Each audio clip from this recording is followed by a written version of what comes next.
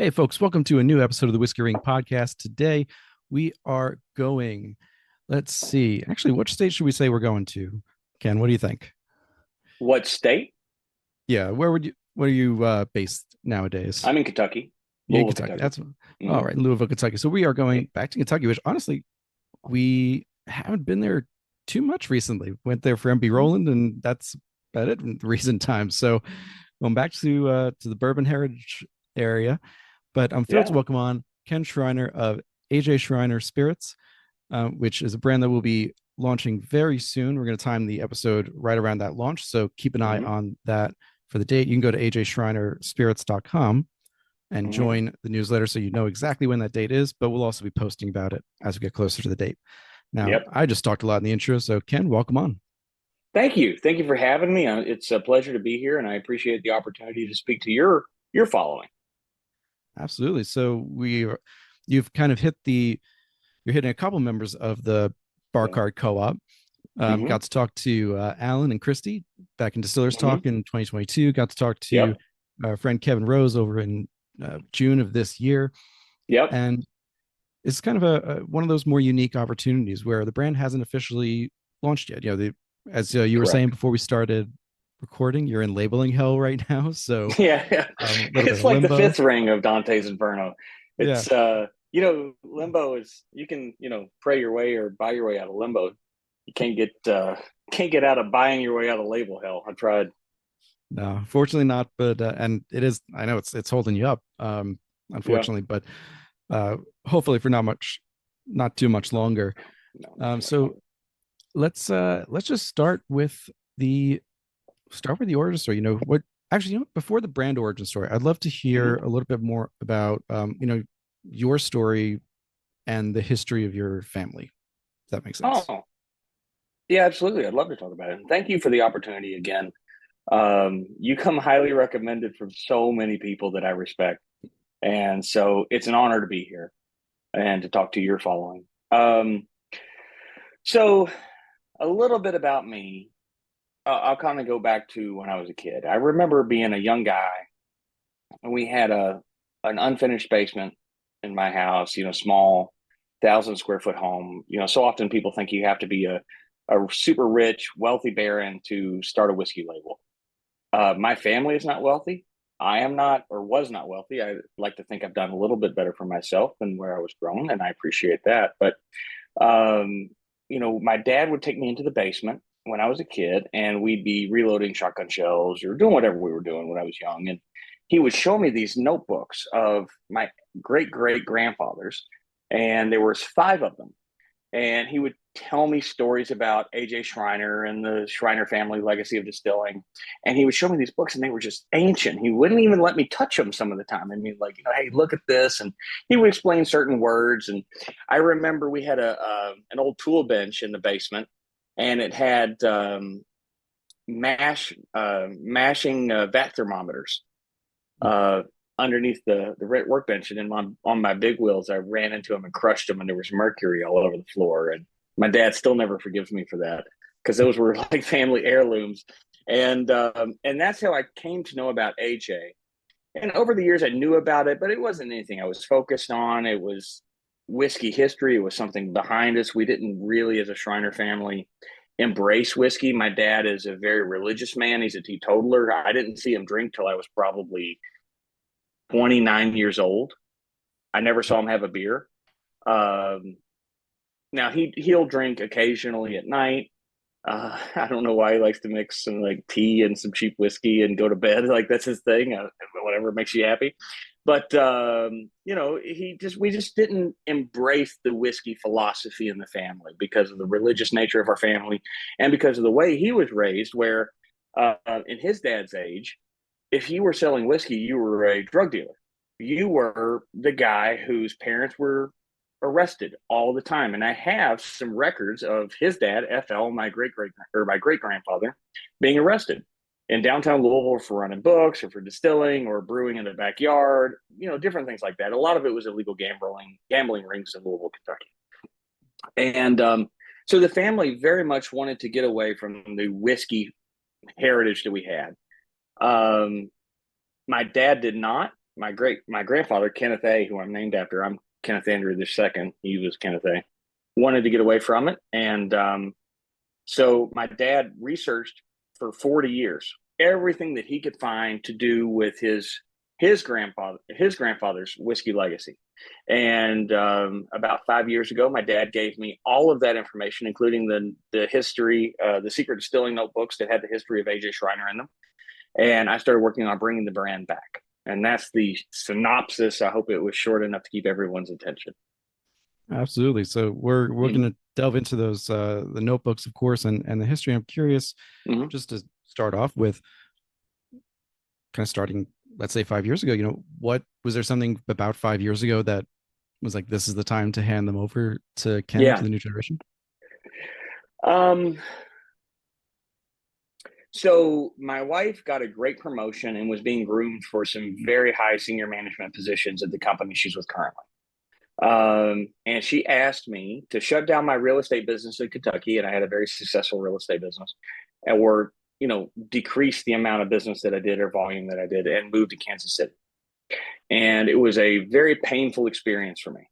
I mean, I have to be honest with you, leaving my home, leaving my community, leaving the family, leaving my clients, leaving what the work I love. I love real estate. I absolutely love real estate, and I'll do it to the day I die. No matter how successful AJ Schreiner Spirits gets, you will see me selling real estate until I'm a geriatric. The debates tonight, and that's all I'll say. So, that's you'll see me up on the stage, maybe blanking on some things. And so, my wife knew that it was a very hard thing for me to do. And my wife is awesome. And she goes, whatever it is you want to do, whatever will make you passionate and happy, let's do that. So I called my dad and I said, hey, Dad, you got those distilling notebooks? Are they still, in the safe? And he goes, oh yeah, I got them. I said, can I have them? I'd like to do some research on them and see if we can bring back those recipes or those mash bills or those cooking methods or those yeast strains from pre-prohibition. And he goes, he thought about it for a while. He didn't want to part with it. He's had those since he was probably maybe 10. He's 74. So he's had those in a safe in the basement for 60 years. And his grandpa had them before that in a secret place for years and years. These books haven't really seen the light of day for 100 years plus. And he gave them to me. I traveled to Kansas City and I started my long journey down this road in 2018. So, yeah, unlike, let's say, some of the other distilleries and family histories that we talked about recently on the podcast, and depending on when this one comes out, it may or may not be before or after. So Casey Jones has already come out, so that was one where it's a long history of moonshining, Sextro Rye. Just talked to Heath Schneider over there. A lot of German last Alan names. loves, by the way, I just hate to say it, but or don't interrupt, but Alan loves the folks from Casey Jones. Oh yeah, massive respect for what they're doing. Absolutely, and they were a lot of fun to talk to, and really just fun stuff to explore and drink too. And we've talked to a number over the last couple of months. I'm realizing about moonshining and illegal distilling. Yeah. Now, in your case, in AJ's case, you've got kind of the opposite. You've got this long history of legal distilling, both pre-prohibition, during prohibition, and after, which not only it gives you that the notebooks that you have even more importance, but I guess as your dad was finding out as he was researching, you have kind of the public records, like you have recorded at brands like we'll talk about like Seagram's, Shenley, Sunnybrook, White Mills, where you could actually find out what they were doing as opposed to just looking at police records. Well, and that is such a blessing. So I am sure, and I don't mean to perpetuate a stigma, but when I was starting with this, I got dismissed a lot. And I'm sure everyone who has a family in moonshining or in historical distilling does, because my grandpappy's recipe statement, is Oh, I don't know how I got balloons. But my That's grandpappy zoom said to through a me, new one for us that time. yeah, there we go. I don't know what I've done, but it's a celebration. Um, those quote unquote statements get you dismissed really quickly. And when I was in Kansas City, man, I was reaching out to everybody who could know something about, whiskey and what do I do and how do I contact the people who know. And because I got the books, and what I really very quickly realized was that I don't read distiller. I especially don't read 1882 to 1936 distiller. I don't read that because it's a different language. Not only is it a different language from what today's distillers are doing, but it's a different language from just in general how we spoke about things. So there's things in the books that are not commonly referenced, like night yeast or sour wine yeast or things like that. And Alan was like, I have never heard anything in this realm be called this. He goes, this is a new one on me. So even with the best distillers of today, the best pre-prohibition style distillers that we have today, things were new to him, which made me feel a little validated, but at the same time, I knew I was outmatched. So, when it comes to it, those books were historically relevant, very important, extremely insightful, but overwhelming to someone who does not have a background in distilling outside of an enthusiast of just reading and learning about the process. And, I love whiskey. I've loved whiskey for years and years and years. But when it comes to learning about all the pH balances and how yeast is made, because in those days, the highest calling, you had distiller and then you had yeast maker. Yeast maker was kind of the next tier. Now, a lot of times your master distiller will do that, or they'll order their yeast specifically pre-made from a lot of different companies. In those days, the yeast maker worked every day. You didn't get Christmas off. New Year's was a joke. You were there making sure that yeast propagated, because if you didn't, you didn't have product the next day. Making sure it didn't, they wouldn't have known it was mutation at that time, but making sure it didn't Mm-hmm. change, let's say. Exactly. Yeah, because if it changed, your whole same thing, your whole line is going to be wrong for until you can get it Oh, back to right again. oh, if So you can. if right, if you could. Right. And with all the proprietary strains people were using, it wasn't like and again, this is a callback to a different episode, but um with Sextro Rye, that's very clear their family was using Fleischmann's bread yeast. So, Yeah. in that case, like if you screwed up the yeast, if you were propagating and screwed it up somewhere along the line, you could go back, buy a new pack, and Mm-hmm. you'd be fine. But if you got proprietary yeast that is making your own flavors and all that, let alone two yeasts, which some of the other companies have, Right. you'd really be screwed if Yeah. something went wrong. Can I piggyback on that for just a second? Yeah, absolutely. So Fleischmann's, so I'm going through, and man, I'm looking for everything I can find that has some cultural relevance to date the books. So there was, I don't even want to say what it is because I know I'm going to get it wrong right in the moment. But there was a building in New York, or excuse me, in Chicago, no, in New York, that was one name up until 1909, and then changed names after that, right? And our book references the building prior to that date in 1909. So it's like, okay, I didn't get many dates out of this book, but I know it was written prior to the name of the building changing in Right. 1909. So I have to go back and I have to basically be a history sleuth. And there's very few people who are really, really good at that, like Laura Fields Oh with the yeah. Fields Foundation. I think she's probably one of the best. Yeah. Former It, guest. Yeah. oh, yeah. Yeah. I Yeah. love Laura Fields. She is such a badass chick. And her American Whiskey History blog on Facebook should be followed by everyone, because if you Agreed. want to It's learn about fantastic. Pennsylvania history, that is good stuff. So, like, when I was like looking back to these things, I'm having to do, things that are not in my exactly my wheelhouse, but I can learn from them. And the Fleischmann's bread baking yeast was actually included in those books as one of the things that, a lot of pre-prohibition distillers used as a starter. Now they would mix a Fleischmann's as a starter with like a wet yeast. Hmm. So from best of my understanding, and like I said, I'm not a distiller. You have a dry yeast and a wet yeast. The Fleischmann's was a good dry starter, and then you would add if if I'm correct, I know I'm going to get emails about this.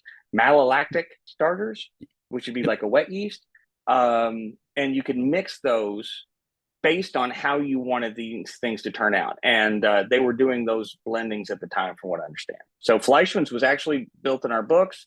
You can still order it online. I'm sure it's not the exact same, yeast strain that they were using 100 years ago, but probably similar, because it's hopefully not propagated too much different than what it was 100 years ago.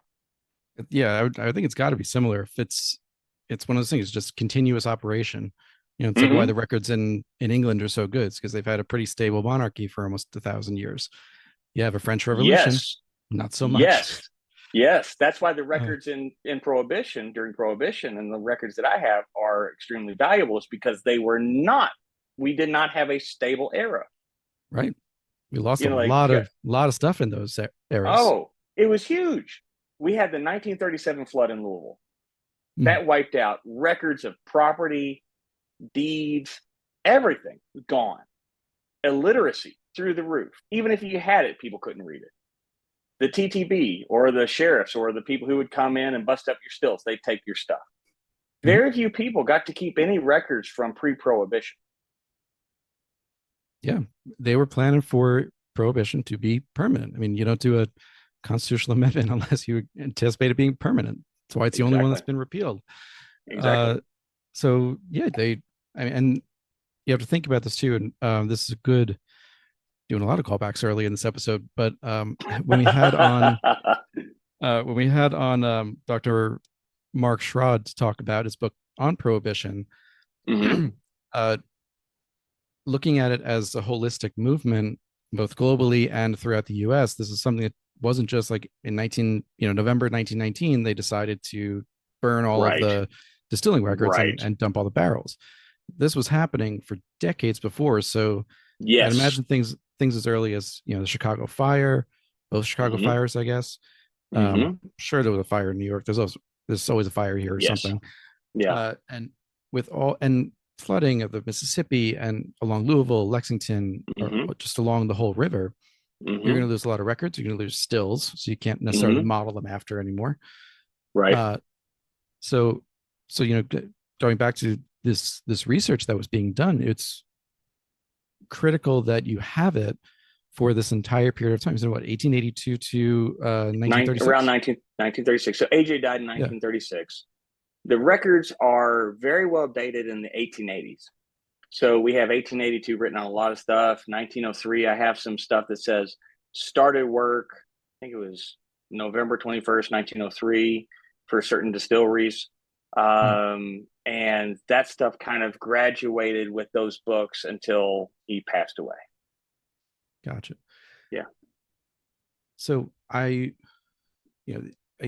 the the names of distilleries and distillers with whom AJ was connected at some point in Mm-hmm. his career are incredible. Just to list a few of them, the Wathans, Yeah. Shenley, Medley, Finch, Whiskey Trust had some Yeah. Beam influence along the way. Mm-hmm. Seagram's, White Mills, which is now Old Forester. These are Mm-hmm. are names that are not only huge in history, but many of which have survived, if not today in whole, in part. Seagram's is not that far removed from being a functioning beverage alcohol company, Yeah. even if it's under a different name. Well, and if you don't mind, I'd like to go back and just make sure I clarify something very quickly. Yeah. Finch had from best of my understanding, I am not a whiskey historian. I'm just a guy who's researched the hell out of it. So if I misspeak, please, everyone is welcome to correct me. I welcome it. I never, ever am going to take any offense to being corrected. But from best of my understanding, there was one alcohol permit issued to the state of Pennsylvania for distilling during Prohibition. That was issued to Finch, Joseph A. Finch. And Shenley acquired that license from Finch and used it in Lawrenceburg, Indiana. Our family was not associated with Finch or Medley, although they were, very synonymous brands and similar in a lot of ways, and kind of drew upon each other. And Seagram started in Pennsylvania, but I don't have Medley or Finch recipes or records in the books. Finch and maybe Medley to a point influenced what was happening post Prohibition when he came back from Seagram's of Canada in 1933. So thank you for saying those things. I just don't want to I don't want to send anybody down the wrong rabbit hole with our family. Oh, sure. No, that's absolutely fair. It's and to clarify on my end too, especially when you have a bottleneck, no pun intended, like Yeah. Prohibition, where so many Yeah. companies come together and then Mm-hmm. expand again after the 60s and 70s. Some of these names are going to inevitably Yes. overlap at some point. Yes. And Shinley bought a lot of the pre-prohibition brands. Yeah. So they went through and acquired, because they were producing so much whiskey. Even so, we know the Bellmead name today coming out of Tennessee, right? They make great whiskey. Bellmead is a really cool distillery. But there was a Bellmead distillery originally in West Virginia. And so, excuse me, Virginia, not West Virginia. I believe it's Virginia. So Bellmead Distillery in Virginia ran continuously up to 1976 when it shut down. My grandfather, FL, who came from Canada to run that distillery, AJ's son, FL, ran that distillery after he came back from Canada. And we have, lineage through that Virginia distilling through there. But Shinley either owned or purchased all the whiskey from them, especially during the war effort to help Gasohol. So they were doing everything that they could to make this great. I've got an article somewhere where we talked about torpedo fuel. My dad is still begging me to create a brand of torpedo fuel. I don't think it's a good idea. Maybe some foolproof something or other one day, but not for right now. It's basically just at that point you're just talking It cast almost needs strength, pure grain. not even cast strength. Yeah, Everclear. Yeah, exactly. Just I go don't want up to 195 and change proof and. Yeah. No, I have too many bad college memories of stuff like that. That's fair. I only have drank Everclear once, just to kind of get a sense for it, and it was in the process of when I was making limoncello. So then at least you're proofing it down with water and sugar and all that stuff. Right. But you want to get that maximum extraction from the lemons, and so I wish I could say that I had taken it in the same way you had, because it was not good for me when I did it. That's fair.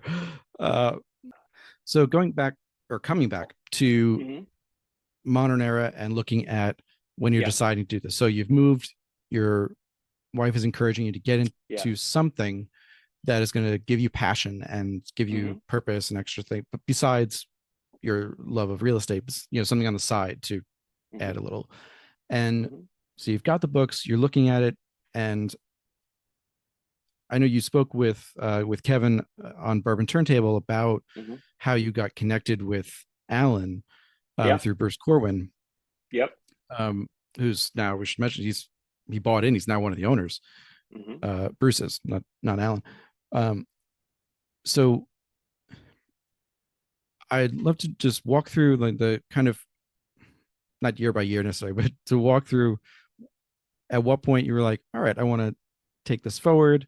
Okay, we can do something. Okay, let's figure out how to make this, buy stuff, get the barrels and finally blending it. What was those transformational experiences like? Yeah. Whew. Well, there's a lot of question. So yeah, there's a lot of them. So, oh gosh, where do I start? So I think the first thing that I'd like to say is that I do really well with not knowing. It's probably my strength. Is I really, really enjoy learning. At the point in which I start to get bored, I start, I kind of obsess about things, and I just learn as much as I can. And I just pour myself into it, and I just get into it. And if I can learn it quick, I get really bored really fast. So with the whiskey stuff, it was like I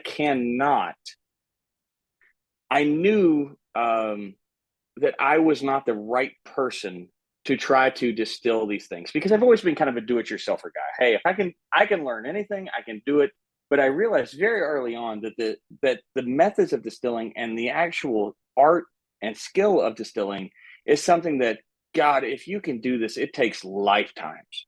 I mean, really, these people are artists to the nth degree.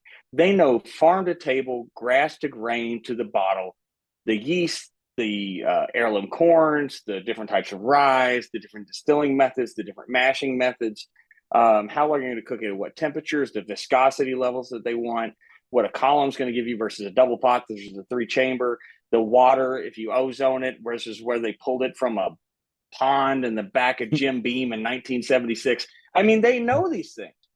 And Alan asked me when we got together, he said, would you like to learn how to make these? And I said, Alan, I don't mean to be facetious here, but I think it'd be arrogant of me to think that I could learn what you know in enough time to release this brand. I couldn't learn it. Even if he taught me and I knew the steps, I probably wouldn't understand why the steps were being done, if that could make sense. Like, so, so often we learn the steps of things, but we don't understand the impacts and why we do them a certain way. Alan understands everything from A to Z. So when we were talking about the brand, and Bruce Corwin connected me with Alan. So the short story is Bruce and I had met through some business connections. He's a fantastic certified financial advisor, a CFA. So if anybody needs your money managed, I highly encourage Bruce Corwin. He's trustworthy. He's a whiskey guy. You'll connect with him on a whole bunch of stuff, but he can certainly manage your money in a very fantastic way. And I took him to Bruce and I said, hey, man, I don't know what I have. I don't know how to read these. And I don't know who's the best person to partner with. Who would you recommend? And he said, there's nobody else but Alan for this. He's like, Alan would be the best for this. So I took him to Alan, and Alan, said, hey, you don't really know what you have here. This is pretty fantastic stuff. Do you want to sell it? Do you want to license it? Do you want to publish it? What do you want to do? I said, I'd like to bring back some of the mash bills, because I knew enough to know that the mash bills. And so I'm going to kind of give you maybe a piece into my past. Mm-hmm. I didn't understand that mash bills are not as important as everything else. So often we like to think of, the mash bill's an 80-20 rye. It's a Monongahela. It should have a flavor like this. Or it's a 95.5 from MGP. It should have a flavor like this. And we think we know, but the mash bill is really just the tip of the iceberg. Have you thought about the distilling method? Have you thought about what yeast you're going to use? How long are you going to mash it? What's the alcohol content going to be in the mash when you do it? Are you adding enzymes? Okay, does the mash that you have ferment slow or ferment fast? What's the temperature? Where you're going to mash it? Once you mash it, where are you going to cook it? And how's the cooking going to be done? Are you going to just scald it up to 173 and cook it like corn? Or are you going to do a step up or reverse mashing method like they did pre-Prohibition with rye? I don't know these things. So I gave it to Alan. I said, hey, man, tell me what this is. And when he said, do you want to make it? I said, no, I couldn't. I'm not arrogant enough to think I could do it, but I would like to do it. And he and I shook hands, and that was 2.5 years ago. And the first big turn that you were talking about is me going, oh shit, I just agreed to start a whiskey company with Alan Bishop. Like, when you shake Alan Bishop's hand and you go, I agreed to start a whiskey company with you, number one, it's an opportunity of a lifetime. Mm-hmm. Okay. Number two, you go, well, I better make my word good, because I shook this guy's hand, and he and I worked together for 2 years without a contract. Not on purpose, but because trying to figure out contracts in this business is difficult. And I'd like to thank Brian Hara, who I think everybody knows from Sipping Corn. He's on some other podcasts. Brian's our chief legal counsel. And Brian has helped us navigate the contracts for all this stuff. But, that was the first big turn was, okay, I just shook this guy's hand and gave him my word that I would start working on a business with him. And from that point, I didn't look back. I couldn't, because I had given my word. So that's the way I live my life. The Bible says, let your yeses be yeses and your noes be noes. So my yes was a yes, and by God, I stuck to it. And here we are today. Yep, showing the bottom. That's the first big turn. So we can keep going. I got a bunch of other aha moments throughout the last couple of years I can talk about. Sure. I mean, I'd love to talk about the conversation you had with Alan, to delve a little deeper into that. And I said conversations, series of conversations, let's say, where he's saying, do you want to recreate this? I've had the conversation with him and a couple of other people, both on air, off air, about how, in theory, there's if you've got the recipe, if you've got the methodology, you Hmm. could follow that to a T in Hmm. the goal of trying to make what they made. Correct. That could be But it 20 won't be years them. ago. Right. It could be 20 years ago. It could be 100 years ago. But Mhm. there's too many variables that have changed. The grain is different. The wood's different. The water's different. Climate's different. There's so many different things. You know, Yeah. as you say, with the Monongahela rye, if you're dealing with the mash bill or any mash bill, Hmm. Hmm. let's say you have an 80/20 rye recipe, which rye are you using? Hmm. Like what strain of rye are you using? What strain of barley? What Yes. strain of corn? And those things all go into it as well. So so we've had conversations where Hmm.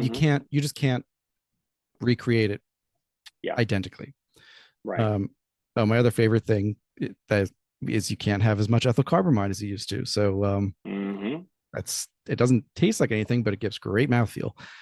Um, which which is how Right. honestly that's how a lot of these like 80, 86 proof whiskeys from pre what would that be pre 77 I think Hmm. are 80 proof whiskey today is usually pretty thin, Hmm. doesn't carry a lot of flavor. Right. Uh, and before people start shouting at me, yeah, of course there are exceptions, but like it's usually pretty thin. And but Very instead you could thin. have an old crow, an old crow decanter Hmm. at 86 that or 80 even that had a great Hmm. mouthfeel that we would consider like Hmm. 100 proof today. Yep. So Yep. And some of the so beams actually, oh some yeah, of the the beam beams decanters too. from that era have Yeah, fantastic viscosity. yeah. I'm looking up at a couple of For ones on my shelf right now. Yeah, Oh yeah, well yeah. maybe hopefully someday we get together and we can share some. I got a few here at the house. I, the three that I'm looking at right now that I really love to crack at some point. I have three different beam bowling pin decanters. Ooh. So one that look kind of like faux ancient Egypt meets Art Mm-hmm. Deco kind of thing. So Uh-huh. totally opaque. Another and the other two are one's a gold top, one's a white top, but both are clear. So one's 8 years old. One is bottled and bond, but the 86.8 proof bottled and bond for Ooh. export markets. So Yeah. to put those three in a blind together, I would love to do that at some point, and they're all perfectly Oh, sealed. cool. So That's awesome. yeah, and I'm not a huge dusty person. Like I don't hunt Mm-hmm. dusties because I know the certain ones I like, and otherwise they're just out of my price range.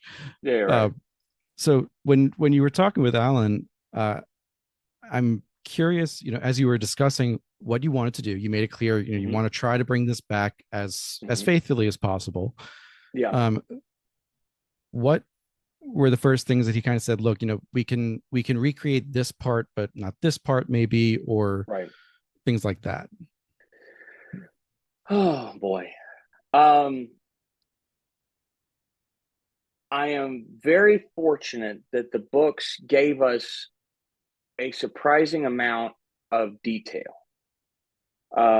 Specifically, the yeast book. I have a whole book of yeast strains, or how to make certain yeast strains. More specifically, how he would cultivate different yeast strains. So just to start with the yeast, I cannot make the exact same yeast strain that they were using in 1882. It would be a lie if I said that we could. Okay. I don't think even most of the major distilleries are telling the full story when they're talking about their yeast strains, because best of my understanding, post prohibition, most yeast strains for the major distilleries came from Jim Beam, and there were different derivatives of Jim Beam at the time. So they've all propagated and kind of adjusted into their own flavors. But one of the few distillers that kept it going during prohibition was the Beam family. And so, like, that's, what you're drinking for most of your columns, still big distillery stuff, is a lot of times an original bean yeast strain. Okay. Because a lot of them died out. We didn't need to maintain them when it was illegal to produce alcohol. Right. Um, but there were methods to make different types of yeast that would work better in rye, or work better in corn, or work better with different mash bills. So I inherited a whole book. maybe I can't show you anything in it, but maybe I'll show you the folder of high def resolution pictures, where we go, okay, here are some very unique pre-prohibition style, cultivation styles of yeast strains, and we wanted to mirror those or match them with the correct mash bill and mash cooking method and fermentation methods of the time, along with the distillation method. So there's so many. It's like, if I say, oh, it's the same mash bill as the grandpappy's recipe, it's full of shit. I'd be lying to you. So look, I have, okay, I'm going to get passionate for a moment because I get passionate about this and it frustrates me. Oh, it frustrates me to no end. I could say, oh, we use my grandpappy's mash bill, right? Well, I have 25 different mash bills in these books, around 20 to 25, somewhere in there. Probably 7 different bourbons. I could do a component blend and source 80% rye, 20% XYZ, malted rye or malted barley or barley and rye and whatever we wanted to do. I could source that and it would be true to the story. But is it true that I sourced 80% of these 2 grains to make a Monongahela that doesn't really taste like a Monongahela and was all done on a column still and wasn't done on a 3-chamber and didn't have the Pennsylvania style rosin? So yes, I'm being honest in a super small snippet, but I'm not being honest about the total story. So Alan and I, we're very simpatico about telling the truth. We don't want to tell anything that's not correct. And I just don't want to hang my hat on something that's not real. So there are things about bringing back a pre-prohibition style rye that are going to be different. The water is going to be different. The yeast cultivation is going to be different, even though the way they cultivate the yeast or make the yeast may be the same, but the germification of it is going to be a different germ. Mm-hmm. And I hope I'm using that right word. I'm still not an expert in those things. I'm learning as we go. So yes, I can be honest about the fact that we've used his methods. I can be honest about the fact that it may not be the same, yeast strain. I can be honest about the fact that they use this much water in a mash tank. I can't go back to 1910 and go pull that water. As a matter of fact, you probably wouldn't want me to. So there are going to be some changes, but I think the goal for our brand is to be as accurate as we possibly can to the methods and styles of pre-prohibition that are influenced by the books that I've received, which is luck by lineage. I just happen to inherit it. You can judge me based on what I do with the information now that I have it. Feel free to rate me on that because I didn't earn the distilling information that AJ did, or that FL did, or that Ken did. I am 5th generation now in this business, but I was left out of the mix. So I had to learn it all from history. So I hope that answers your question in a long form. Yeah, absolutely. And I think that's a perfect entry point. I'm going to open. Ken was kind enough to share with me some, let's say, pre-release. Mm-hmm. I think we can say that. Yep. Pre-release media taster to taste this. I'm going to do the rye first. Cheers. Cheers. Yeah. Have you had any of this yet? Have you sampled it pre the podcast? No, save them for now. Oh, exciting. Which I honestly don't usually do. I usually do taste beforehand. Yeah. But no, this one I want to try right here. Oh, thank you. All right, let's see. So right in the nose, we're getting. I immediately do get some of the dustiness. Mm-hmm. I know there's a little dusty funk, not as much as some of the dusty hunters are going to want. Mm-hmm. Quiet down over there. Yeah. There's sometimes you get funk and it's like, are you trying to make a rum here? Like, no. Right. No. So that, but also, immediately I'm brought into a like a room-sized cigar humidor or a nice cigar shop. I'm not a cigar person, but yeah, you get to know that. You live in the Bronx for a year and you get to know the cigar smell. Hey, that's a good smell. You go to Derby, go to the track. Very true. When you come to Kentucky, hang out with me. We'll go to the track and you'll get the same smell. True. And, we can usually do that at the Belmont Stakes, but they're not running into Belmont this year. They're running up in Saratoga because of Are they construction. really? Yeah. I didn't know that. And because That sounds the like heresy to Belmont's, me. it is because the Belmont's 10 minutes away from me. So, yeah, so they're doing it up in Saratoga this year. Well, I know who I'm going to call when I go to Belmont, Oh, yeah. I'll jump right over. Yeah. dude. So All right. So, Churchill Downs is 15 minutes from me. okay. Yeah. Yeah. All right. Keeneland's an So, hour and 15. And if you haven't been to Keeneland, one of the most beautiful tracks, in my opinion, in the country. and that's over closer to Lexington, right? Yeah. In Yeah. Lexington. Yeah. All right. So, again, tobacco, um, definitely some dried fruit, Mm-hmm. dark fruit. So, I'm thinking figs, dates, things like that. Let's see.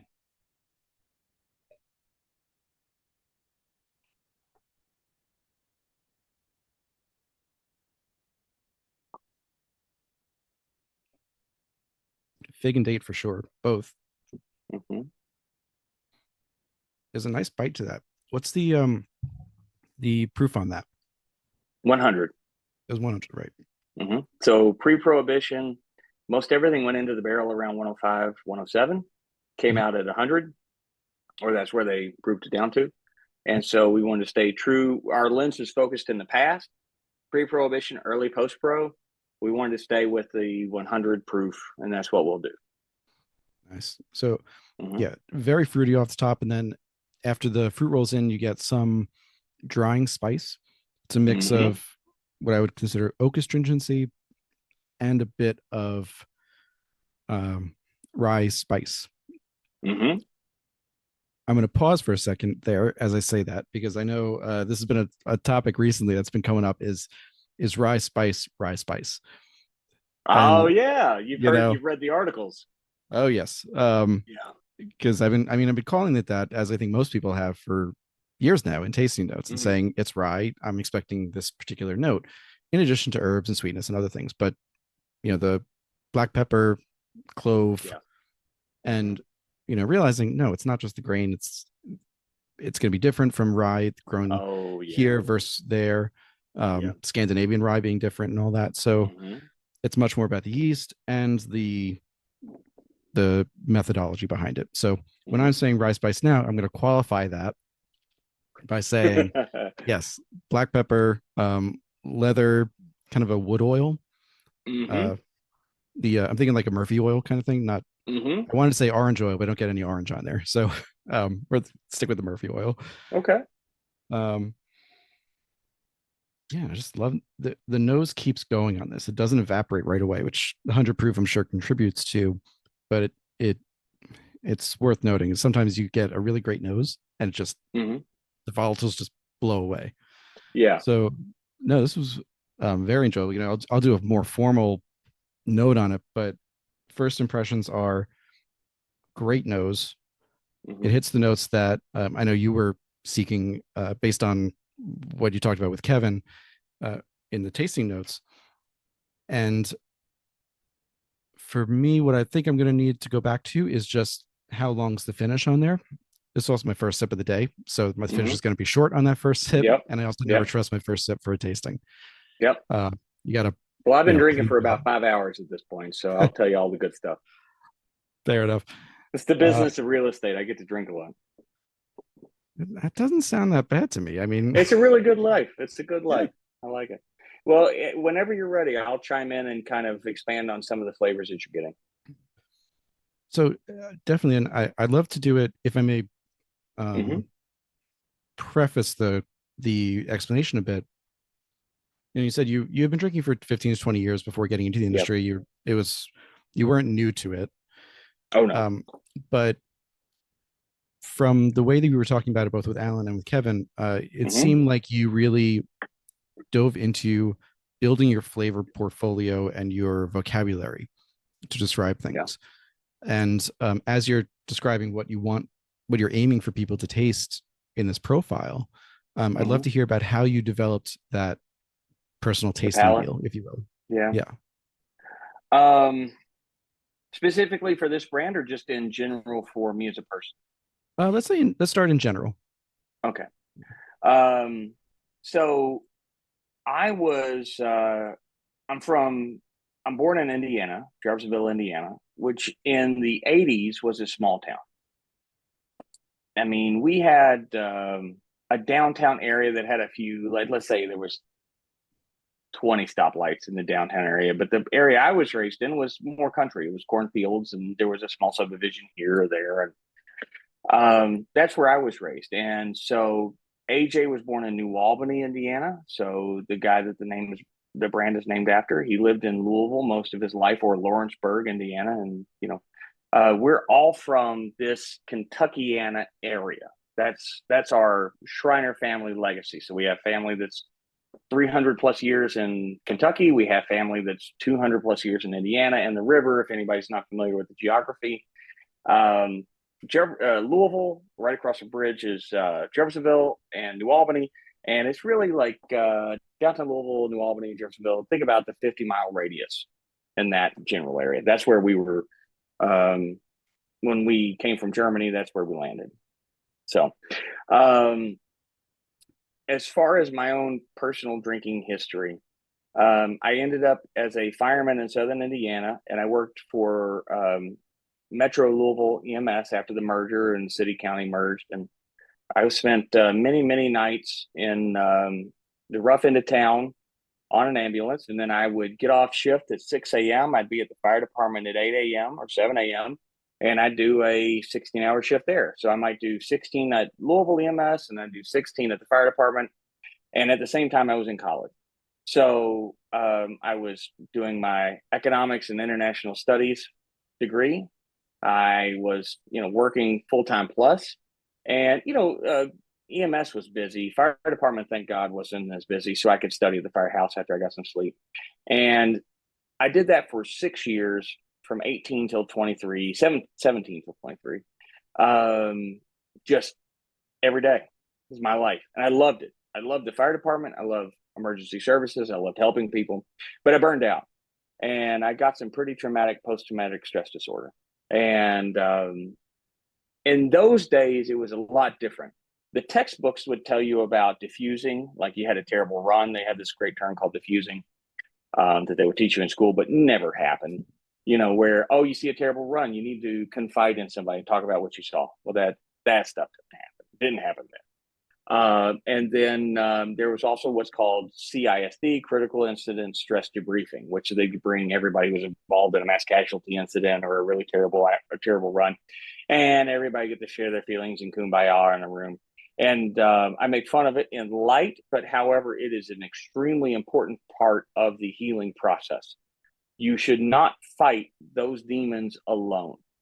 If you're a veteran, if you're a first responder, if you're a nurse, nurses see some really terrible stuff, especially if you're working in an ER. Those things are important. You need to embrace mental health in the moment where you see something terrible. So I ended up with post-traumatic stress, and I got out of EMS and fire, and I coped with alcohol. It was the tool I used. But it also opened a window to the world that was different for me. So I can't say that everybody is as lucky as I am, because alcohol was never my problem. My problem was always what I experienced. And as you learn to deal with that over time, you don't you don't have a dependence on coping mechanisms as much. So I just enjoyed whiskey. I mean, as soon as I tasted it, it just spoke to me. There was something about it that just resonated, and I hate to think that it's biological, because I am my great great grandfather's great great grandson, and I have 5 generations now in the whiskey industry. My dad, being the family historian, is now part of this brand, and we're now 5th generation. So yes, it could be a terrible thing for people who can't cope correctly with it. I just happen to be lucky, and it started me on a path down just being an enthusiast. I loved whiskey. I love the flavors. I love the different brands. I love the different distillation techniques. I love the stories of the different distillers who came from pre-pro. I love the people who write about it now. talking to some of these people so Brian Hara is our chief counsel for our brand. Okay. I just want you to know, like, when you're talking to Brian Hara and you're a brand new guy trying to start a brand, and this guy's been writing the Sipping Corn blog for years and years and years, and he wrote, I think it's Whiskey Justice or is it Bourbon Justice, one of those two. Mhm. He wrote a great book about the history of legal um, encounters with whiskey in the United States. I mean, you're kind of shell shocked when you get to be in the same room as these just incredible people, man. And so it changed my life for the better.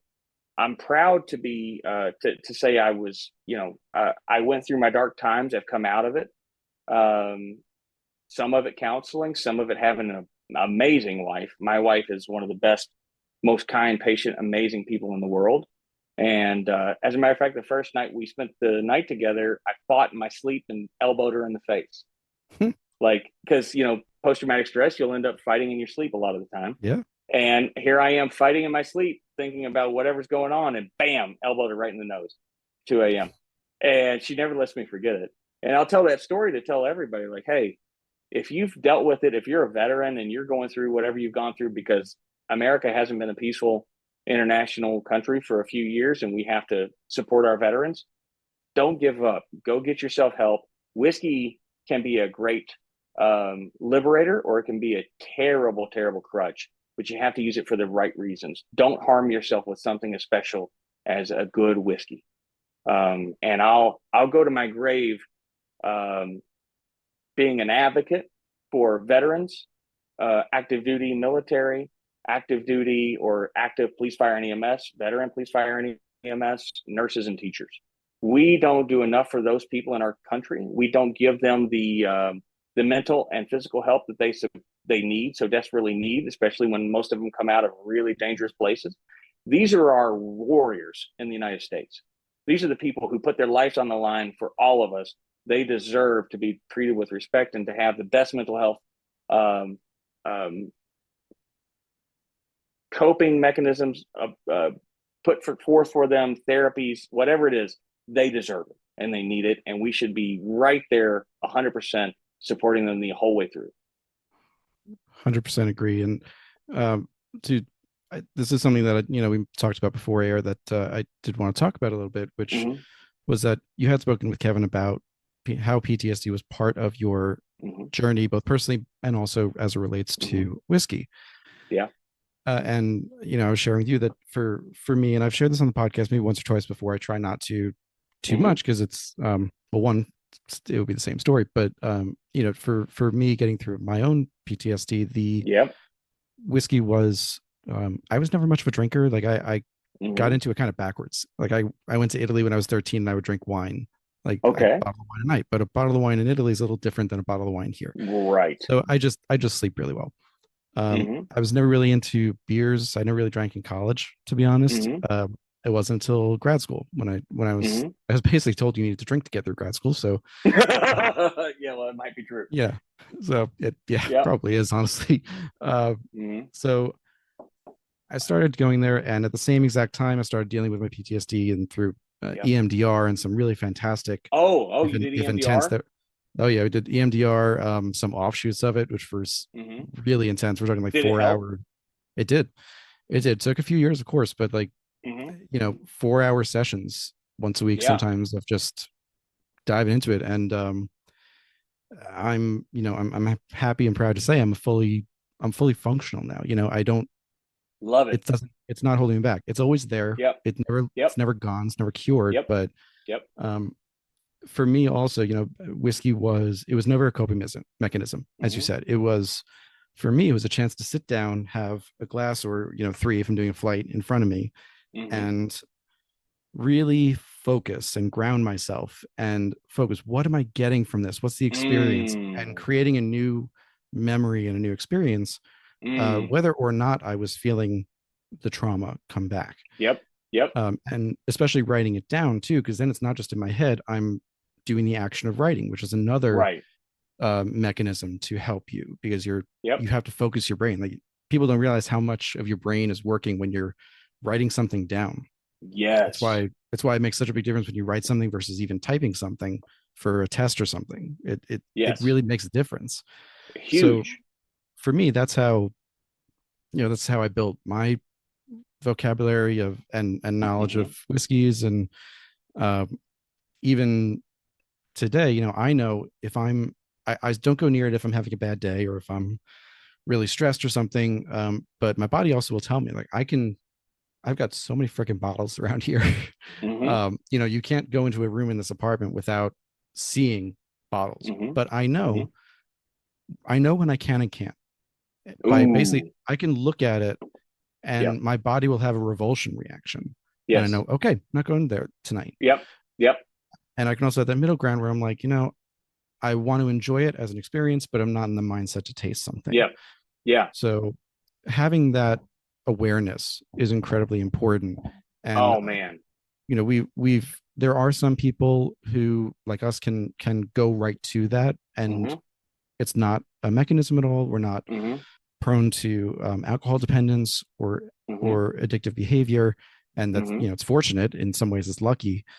um, I I do wonder now, because for some reason made me think of this as you were saying it, which is, as you said, you have this family history of it. Hmm. Now, the experiential history of being a distiller is not necessarily going to be a genetic history. It might be epigenetic, but it's not Right. going to be Exactly. The um fact that you know the word epigenetic makes me happy. hey, that's, I mean, I listen to a lot of Whitney Cummings, but that's um All right.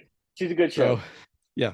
Very funny. Her recent one, Bobby Lee, had me cracking up. Anyway, so uh but there is something to that, because you see so many people, like you look at a state like Kentucky where so many people are employed in the whiskey industry or whiskey adjacent Right. industries, Right. and you have so many people whose job it is to Yeah. taste how many volumes of whiskey Oh, a day, pours and right. bottle, barrels and all these things.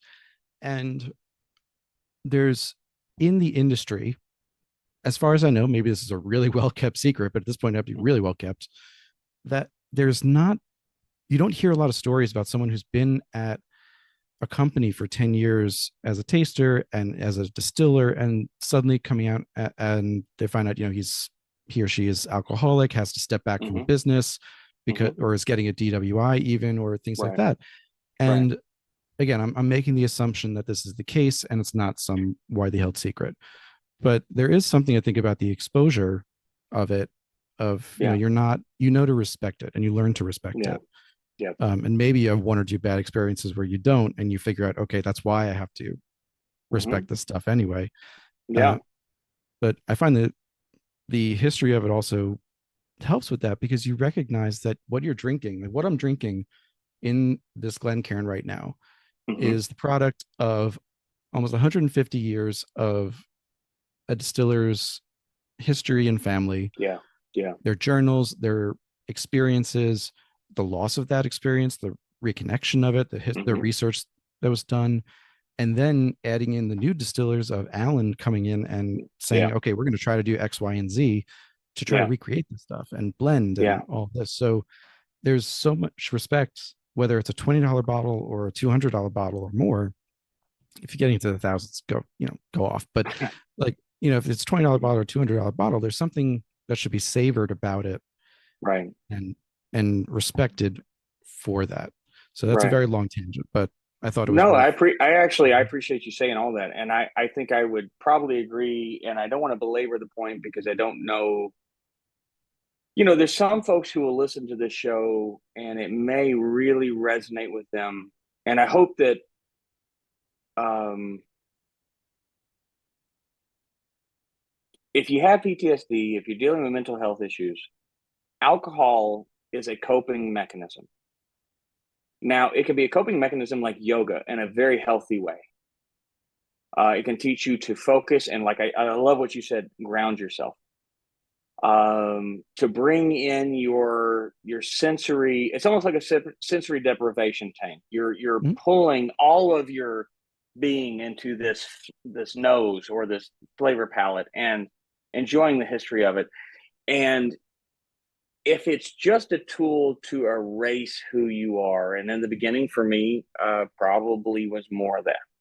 And I'm not going to lie. And there was a lot of people who I was fireman with or worked in EMS with who that's how they manage their stress. They were party animals. Well, we would call them party animals, but they really were coping mechanism animals, Mhm. right? Like that's who they were. And it's okay. And a lot of those people have, just like me, developed and got a hold of themselves and moved forward.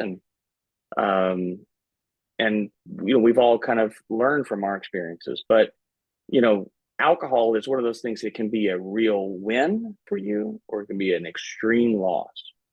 If you feel like it's going to be an extreme loss, please find some other way to cope. Don't buy my bottle. Don't spend the money. Take that $120 because our bottle's $120. Put your money down on karate.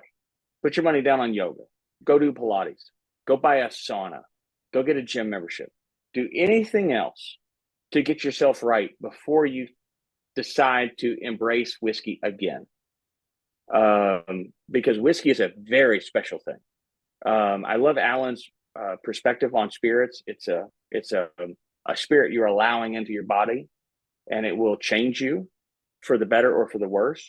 We want it to change you for the better, and if it is ever for the worse, and you feel like it is for the worse, take your time away. There's no problem with it, and there's no you shouldn't be ashamed of it. So please, health is number one. When you're ready for it, come back to it, and your body will tell you. I love what you said. That like I don't think you used the word aversion, but it was almost like the word aversion. You said like your body will tell you, hey, it's not the night. If you have those nights, I highly recommend Delta 9 edibles or CBD edibles. I don't drink a lot of the nights. I'll just take a Delta 9 edible, and it helps calm me down, get me ready for bed. I don't have to drink before bed, any of those things. And it's a very natural and healthy way to just relax. You don't have to have a drink to relax. Try a Delta 9 edible, see what they do for you.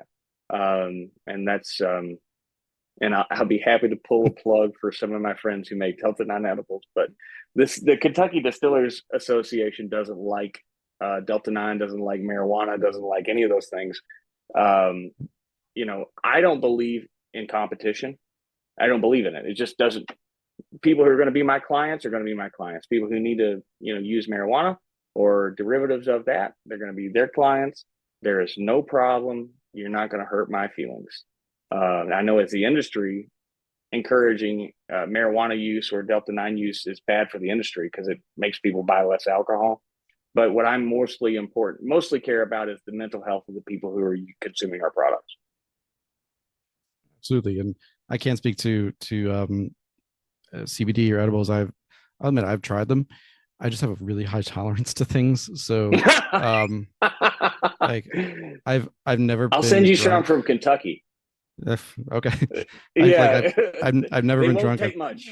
I've tried CBD and had because for sleeping, honestly, like you said, Mm-hmm. and because alcohol right before bed, not a great thing. Even a small Right. amount, it might help you fall asleep in theory, but then it's Interrupt gonna your wake sleep you right up. cycles.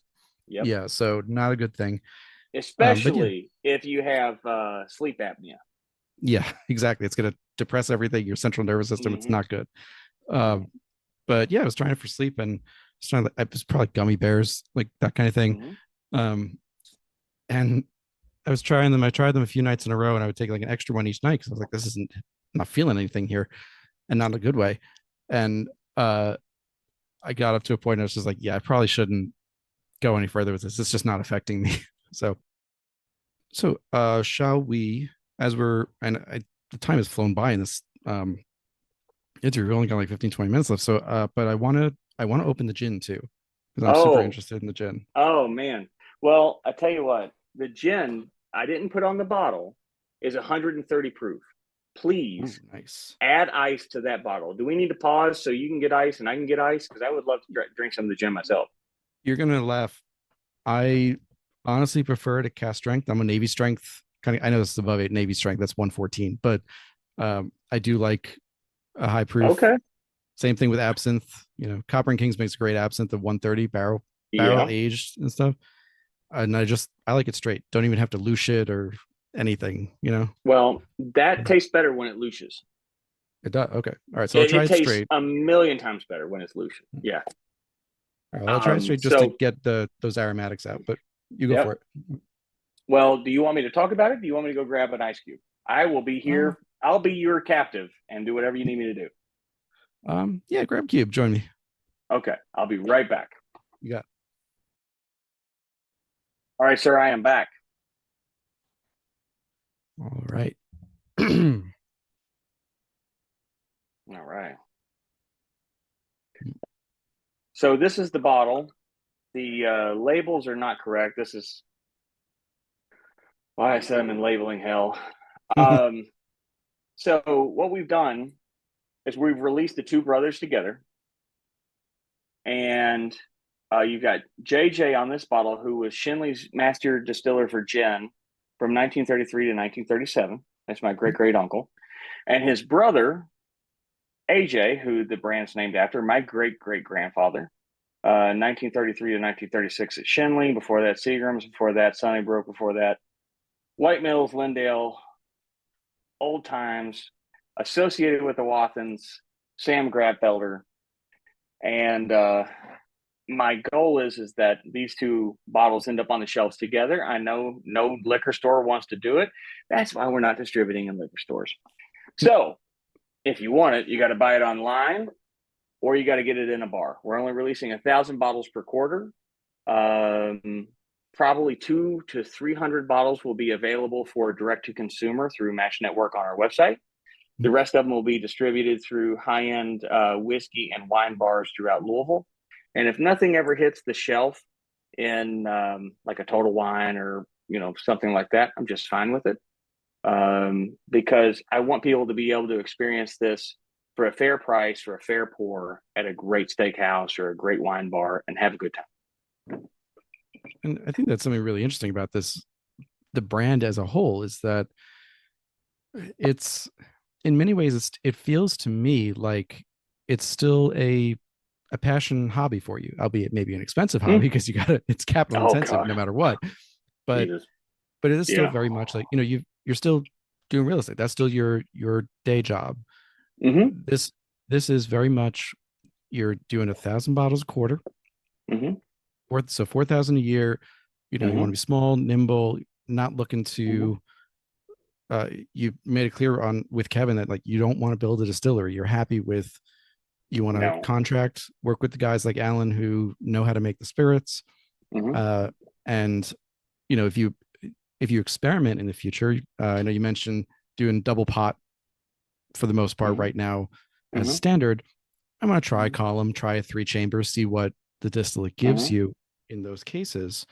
But this is not meant to be a massive, it's not meant to become your day job. Let's No. Well, so it'll be my wife's day job, actually. okay. So my wife, in a few years, my wife has spent 22 years with one company. She's an executive with that company. She's brilliant. She's smarter than me. Um, and so she will take over the day-to-day operations. And she obviously does a lot day-to-day right now, but primarily it's me during the building and the launch and everything. She'll take over the day-to-day operations. I'll always be probably the face of the brand because it is my family. It's my last name. It's my heritage. But Maria will take over that. But our goal is to never try to, I don't care to compete with Sazerac or some of these huge volume companies. I want to put the most special spirits in a glass or in a bottle that you have ever had. And so to do that, we've sourced mainly all of this from craft distillers. The gin we made, actually, so this gin, we were talking about the history in Shinley. Mm-hmm. Alan had Shinley gins with a very famous influencer who had him at his house, whiskey blogger for a long time. And Alan came to me, he goes, look, man, he goes, that Shinley gin sucks. He goes, it is not good. He goes, now I know what your great great uncle was going for.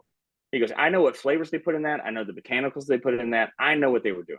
He said, but it wasn't good. I don't want to make that. And I said, okay, if it's not good, we're not making it. I mean, that's it. I'm not putting anything in a bottle that's subpar. So when you get something from our brand with our spirits and our name on it, by God, it better be the best that I can make it. Or Alan could make it. So he said, here's what I want to do. He goes, we're a rye based brand. We pay tribute to rye. I would really like to do the low wines of a great rye, which is what we used.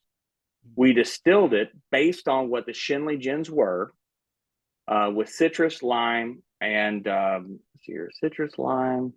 What was the third one that they used? Coriander, I think.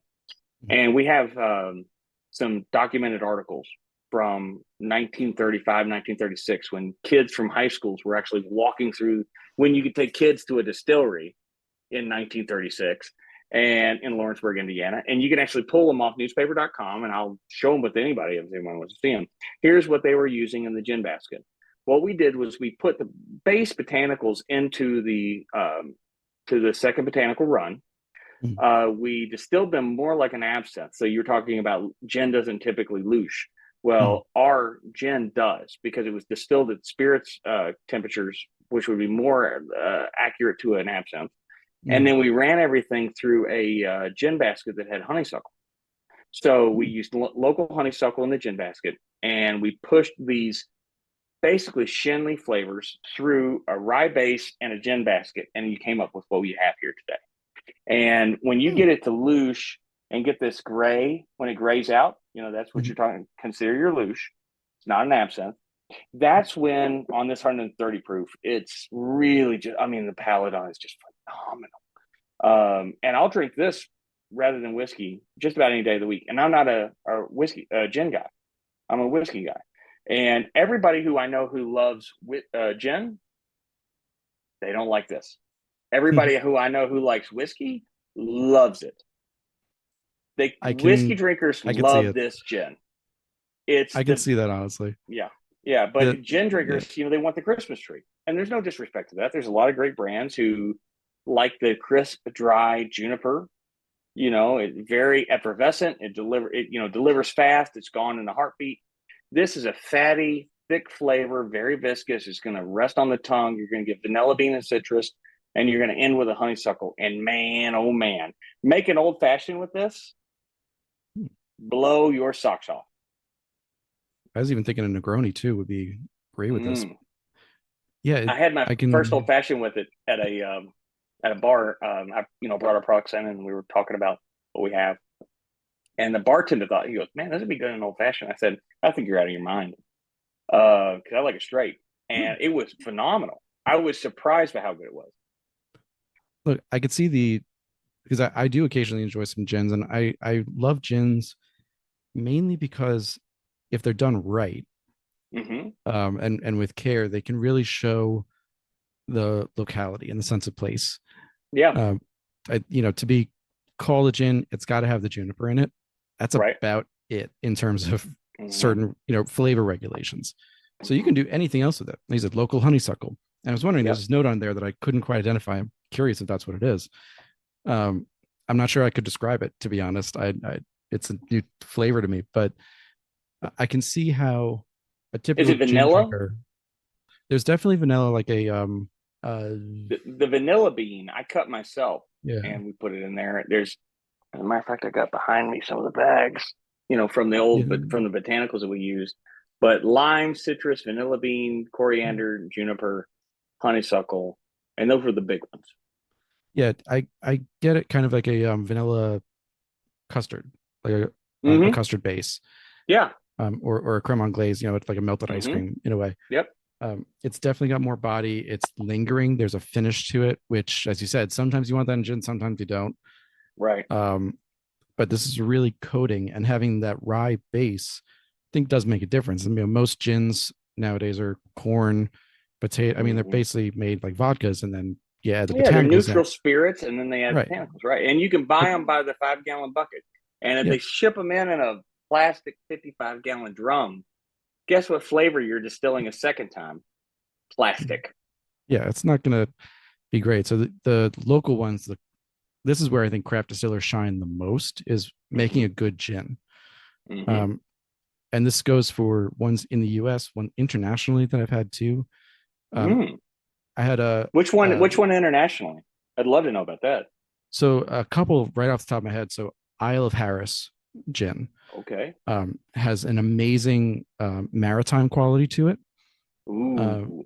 Another one in Scotland or in the UK would be Christie's gin from, oh my God, they're going to kill me. I think it's from the lakes. Kirsty Black, Okay. their gin, which also used a lot of the botanicals that you'd find in the Lake District in England. So it's very Okay. floral, low on Ooh. juniper, not the typical London dry style that bashes Uh-huh. you in the face with pine. Right. Um, Cape Byron in Australia, Mm. because that's again locality. You're talking about botanicals that literally don't exist here. You know, Right.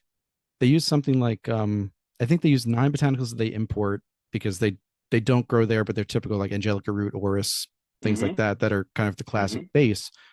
But then they'll put in 17 or 18 Australia, Gold Coast, eastern edge of Australia flavors, and it's a gin, but other than that, it tastes totally different than anything That's else. awesome.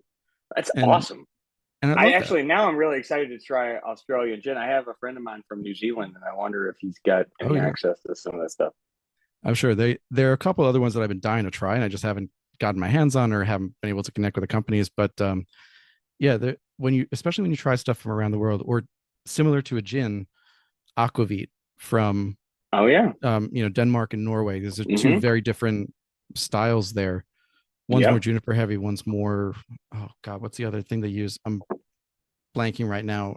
Maybe it's more coriander heavy, but it's it's of the place. It shows the botanicals Yes. that are there. You're in, like, if you're in Norway and Scandinavia, you're dealing with more seeds, berries, quote unquote hard botanicals, as opposed Yeah. to things you would put, so things you would macerate in the spirit as opposed to putting in the gin basket, perhaps. Exactly.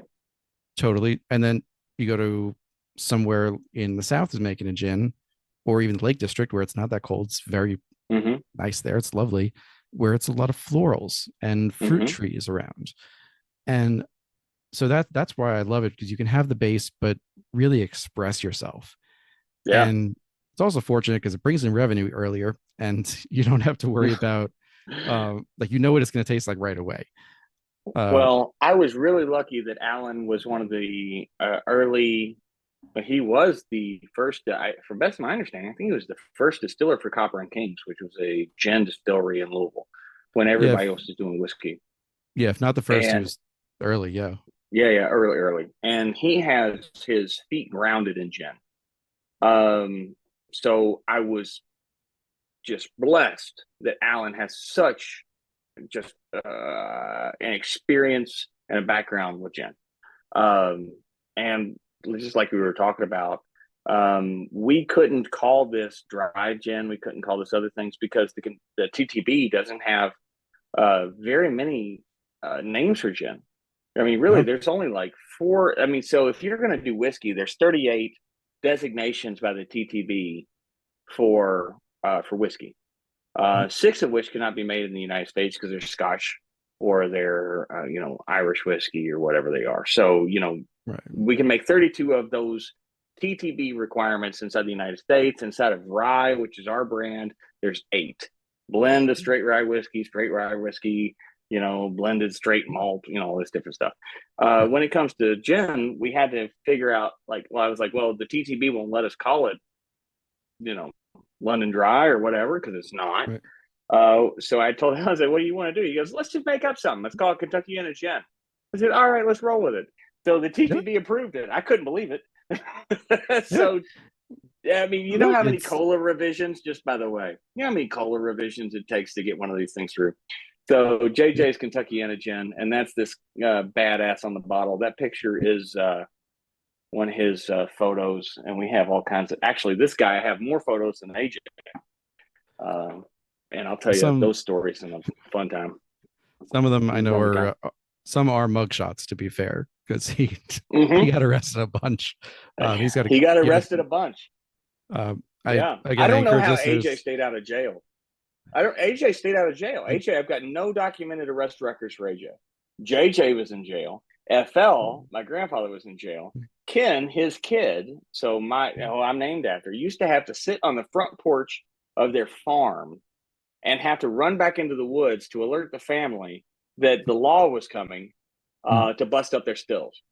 That was my grandfather's job. And I can tell you all kinds of fun stories about why AJ had to run to Mexico. Um, we'll Well, for talk the, about that some other time. we'll have to, yeah, Whenever you want to talk about it. yeah, we'll have to because I mean, for the most part, I was thinking, especially because he went to Canada during Prohibition.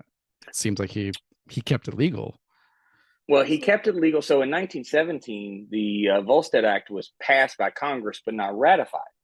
Right. Right. Right. So up until 1917, I think it was 35 states went dry. You probably know this because you alluded to it earlier. Mm. 35 states went dry prior to Prohibition.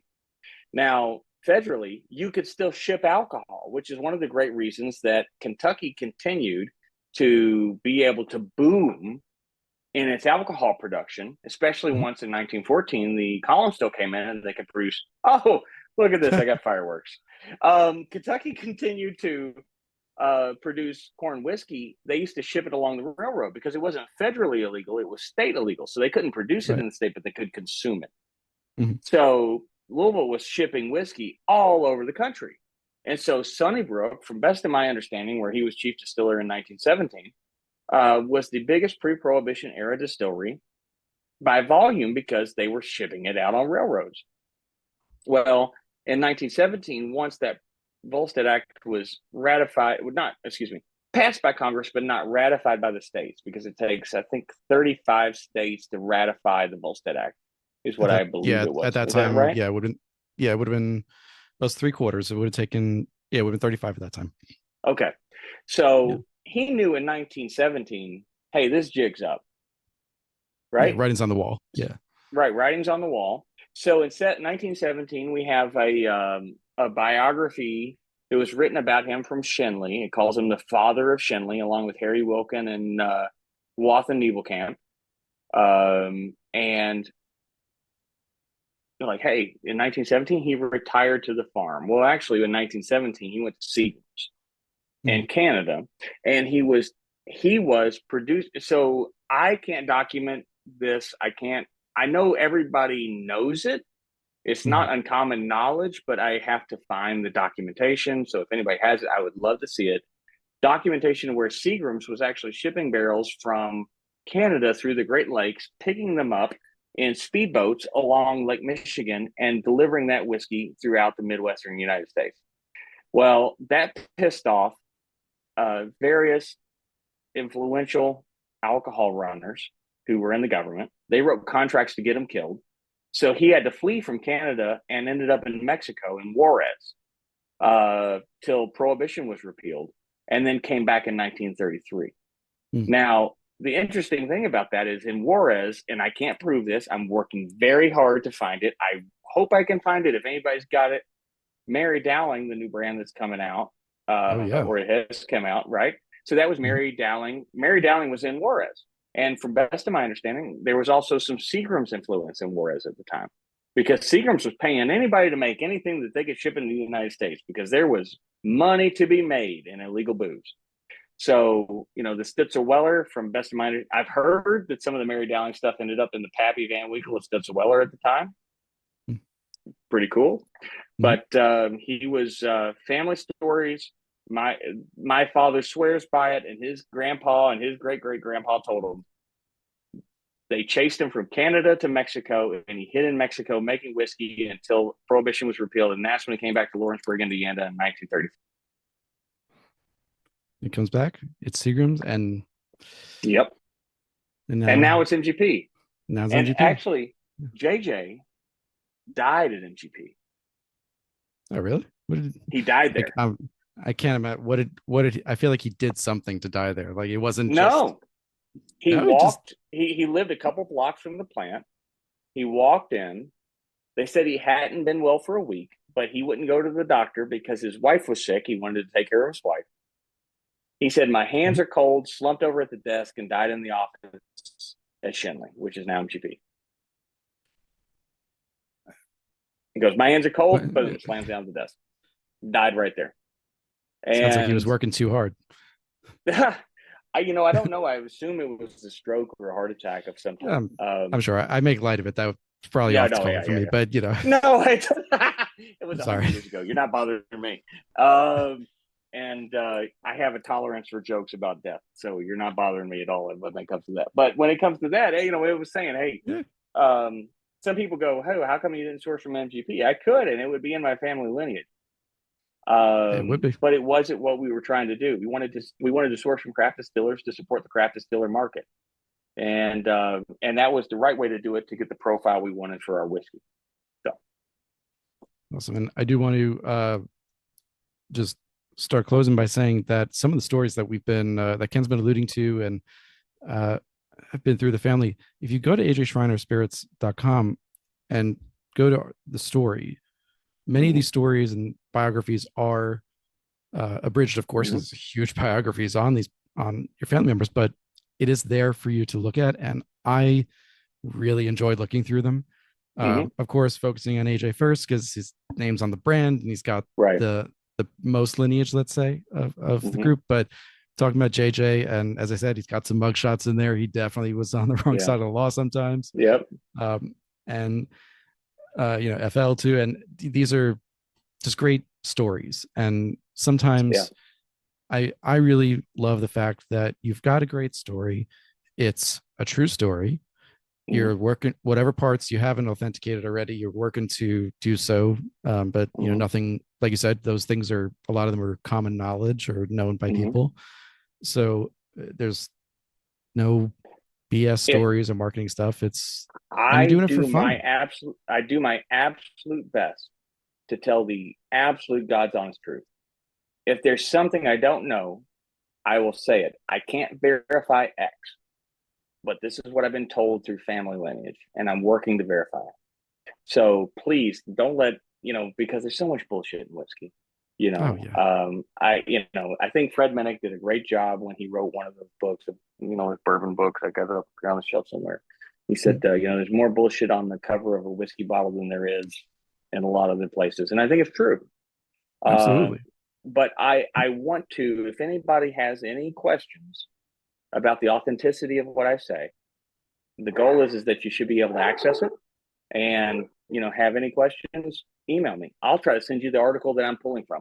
And on this first bottle, if you don't mind, I'd like to take 1 second, if it's Yeah, of okay. course.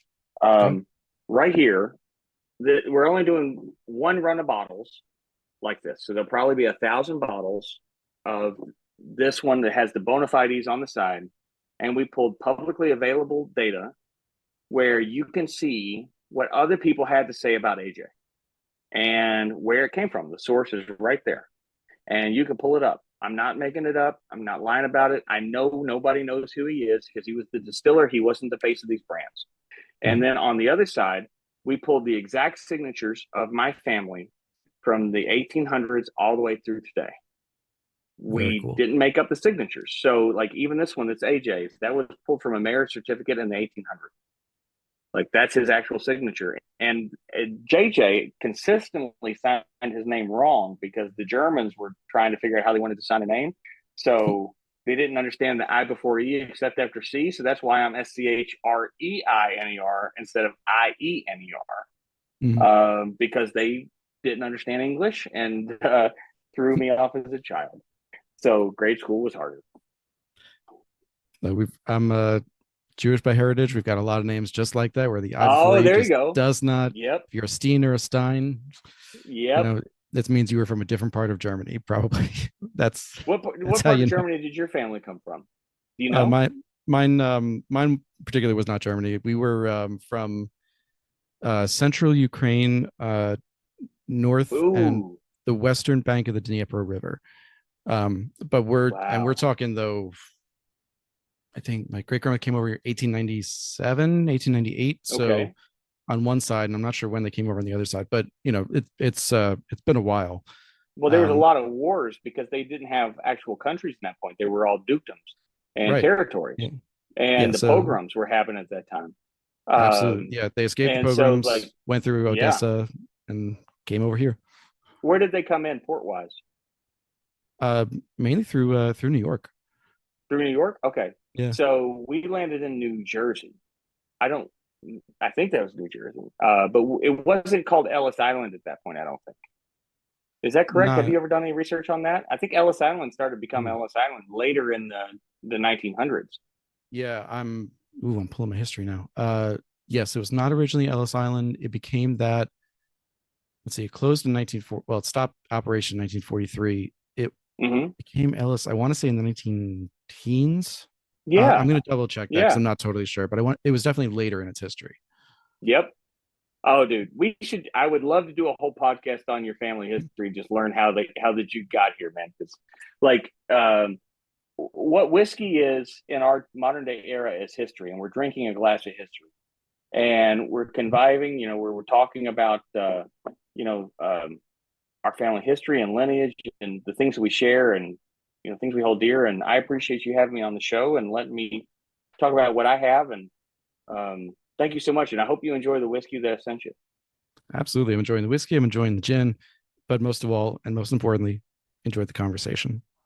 So cheers to you, Ken. Thank you so Cheers, much sir. for coming on. Hang on with me for just a sec after we finish recording. I'm going to keep enjoying this gin. Uh, as always, check out the show notes for links to the website where you can find not only the stories, you can find the spirits. You can also, like you were saying, if you're listening to this before the launch, you can join the mailing list so you know when the launch is going to happen. Or if it's after the launch, still join the mailing list so you know when new releases are happening and you can find out more information. Can I add one thing? Absolutely. All right. Police, fire, EMS, active duty, veterans, teachers, nurses.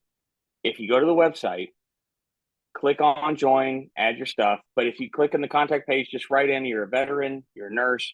There's going to be a 24-hour pre-release page for about 200 bottles for any veteran, police, fire, EMS, first responder, teacher, nurse, where you will have early access to the bottles before anyone else. It's Love the it. least I can do to say thank you. So we want to support those folks who support us. You'll get a 24-hour link to buy it early.